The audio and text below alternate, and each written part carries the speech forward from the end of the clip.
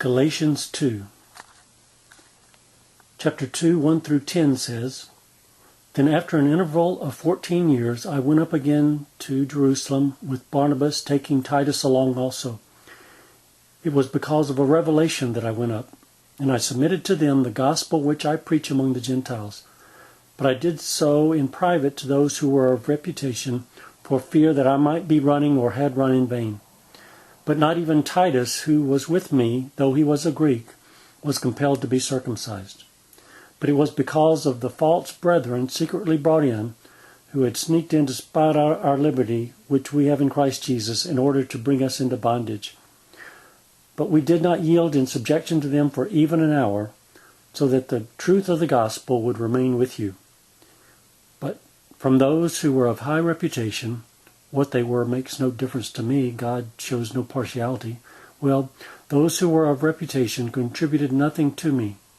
But on the contrary, seeing that I had been entrusted with the gospel to the uncircumcised, just as Peter had been to the circumcised. For he who effectually worked for Peter in his apostleship to the circumcised, effectually worked for me also to the Gentiles.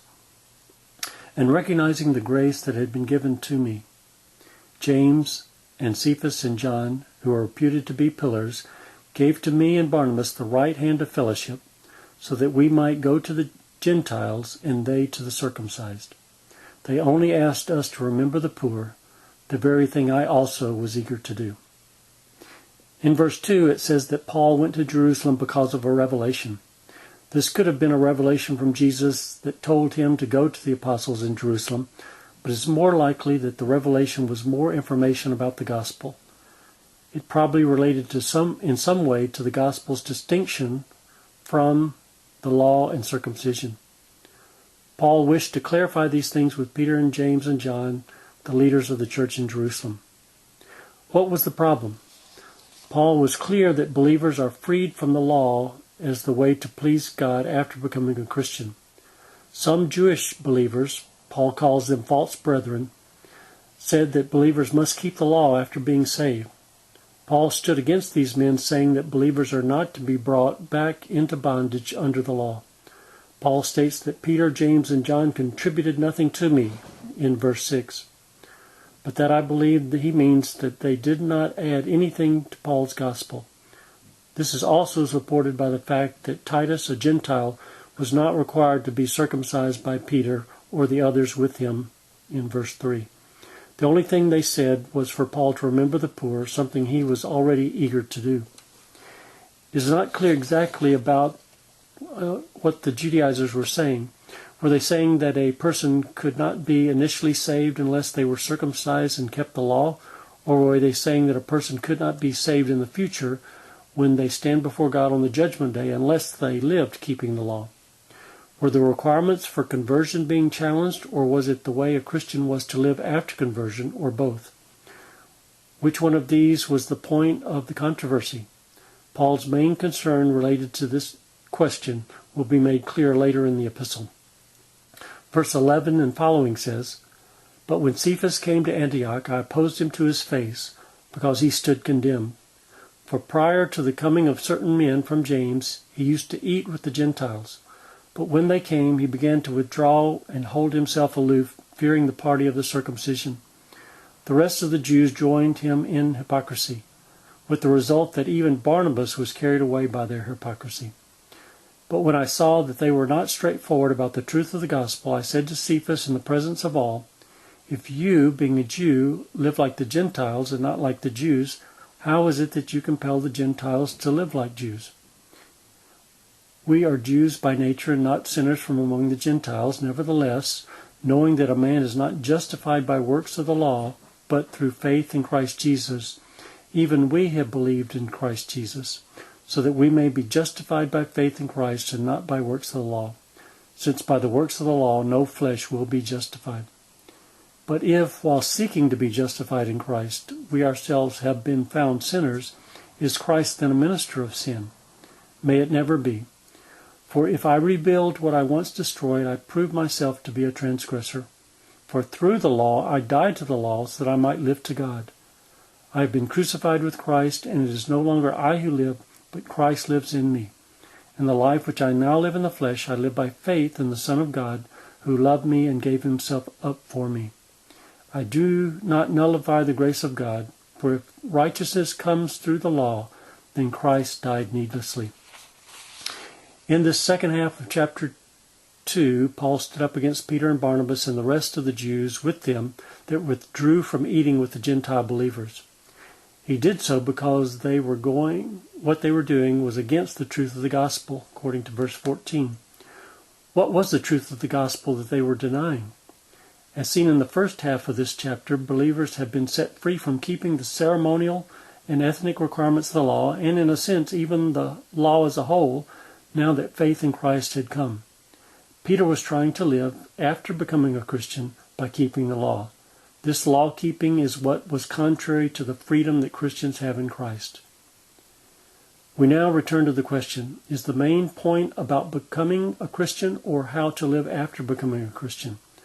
The mentioning of the gospel makes us conclude that Paul is concerned about becoming a Christian, but the situations he mentions in this chapter, such as Titus not being circumcised and Peter not eating with the Gentiles, seem to say that it is how a Christian is to live after conversion that is the point. Could it be that the gospel also includes how a believer is to live after conversion? That is exactly what Paul seems to say in Romans 1:16 and 17 when he defines the gospel. He says, "For I am not ashamed of the gospel, for it is the power of God for salvation to everyone who believes, to the Jew first and also to the Greek. For in it the righteousness of God is revealed from faith to faith, as it is written, but the righteous man shall live by faith." Within the gospel itself is the idea that the righteousness of God is from faith to faith. This means that God's righteousness comes from faith and continues to faith. The second faith is the faith of the righteous man, how he lives, as the context in Habakkuk suggests. God's righteousness comes from initial faith and continuing faith in the life of the believer. In Galatians 2, Paul was standing against Peter because Peter was not living by faith, but was returning to keeping the law. This rejection of the second faith in Romans 1:17 was how Peter was not in line with the truth of the gospel. God's righteousness is revealed from faith to faith. Righteousness before God comes through initial faith and continuing faith. Paul's concern in the entire letter was that the Galatians had started by faith, but they were being persuaded to return to the law, which is opposed to faith. They were going to miss God's righteousness by failing to live by faith. In a sense, believers are seeking to be righteous in God's sight by continuing in faith.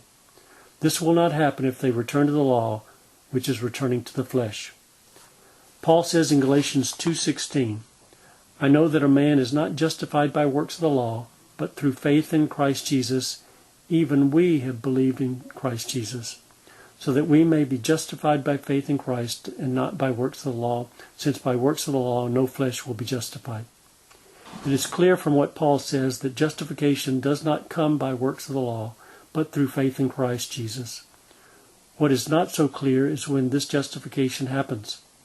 Normally we think it happens when a person believes at conversion, but Paul seems to speak of a future justification and a present seeking to be justified after conversion. It is true that men are justified at conversion, but Paul does not seem to speak of that justification here. He could have used the past tense of having been justified or we were justified, but he doesn't. He says, "Who will be justified" in verse 16, and while seeking to be justified in Christ in verse 17. Verse 17 is very informative in this regard.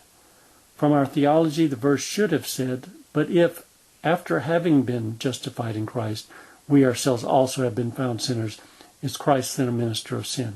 Paul, however, uses the present tense and says, "But if, while seeking to be justified in Christ," etc. Paul is speaking of the believers seeking to be justified before God after the justification of conversion.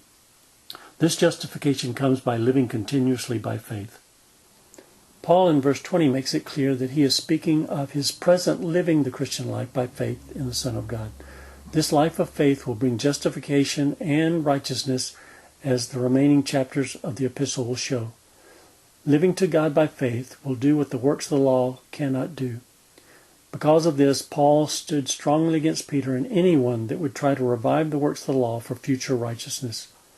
Paul now turns his full attention on the Galatians who were being taught by false teachers that they needed to keep the law to be justified in the present and the future in God's sight.